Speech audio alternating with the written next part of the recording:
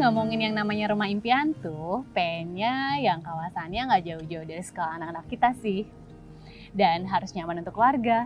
Makanya saya dan suami pilih Tanah Kayu karena selain rumahnya yang nyaman, kawasannya pun dikelilingi fasilitas yang lengkap. Dan yang paling bikin anak-anak senang, areanya dekat dari kawasan theme park yang akan dibangun. Ada Cimory Dairyland, City Zoo by Jatim Park, dan banyak lagi. Nah, pas banget lah kalau beli rumah di Tanah Kayu. Impian bisa tinggal di area resort, tapi harganya terjangkau sudah tercapai. Tuh, Papa juga happy kan? Kalau kata Papa, punya rumah di sini tuh apa, Pak? Jawaban dari pencarian. Apa sih kayak? Rumah itu jadi hal penting pas kita merencanain buat nikah. Gue kan udah terbiasa tinggal sama orang tua di BSD, dan gue bersyukur karena suami gue akhirnya mau ngertiin untuk akhirnya beli rumah di BSD. Selain biar kita bisa deket sama orang tua, ternyata suami gue juga suka sih sama BSD karena aksesnya mudah. Ditambah lagi, cuma di BSD yang fasilitasnya super lengkap. Kalau weekend pengen hangout, banyak pilihan. Beneran deh, butuh apa-apa gampang. Di sini udah semua tersedia. Ya, Aku menang. Buat saya dan istri, yang namanya rencana jangka panjang itu penting. Setelah lebih dari 10 tahun menikah, kami berpikir untuk memulai investasi. Akhirnya kami berdua memutuskan untuk menambah investasi properti. Iya sih, daripada suami spend money buat hobi terus, mendingan kita investasi lagi, ya kan Pak? Bener, Ma. Akhirnya kita memilih hunian yang pas dijadikan investasi properti. Pas memilih rumah di Tanah Kayu BSD ini, kok rasanya kawasannya berkembang pesat. Kalau istilah properti, area ini tuh masih sunrise area.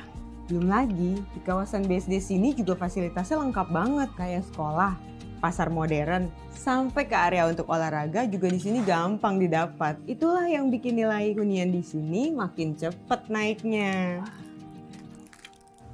Nah, sejak tinggal di Tanah Kayu yang punya fasilitas istimewa, working pot outdoor buat kerja jadi lumayan terbantu banget.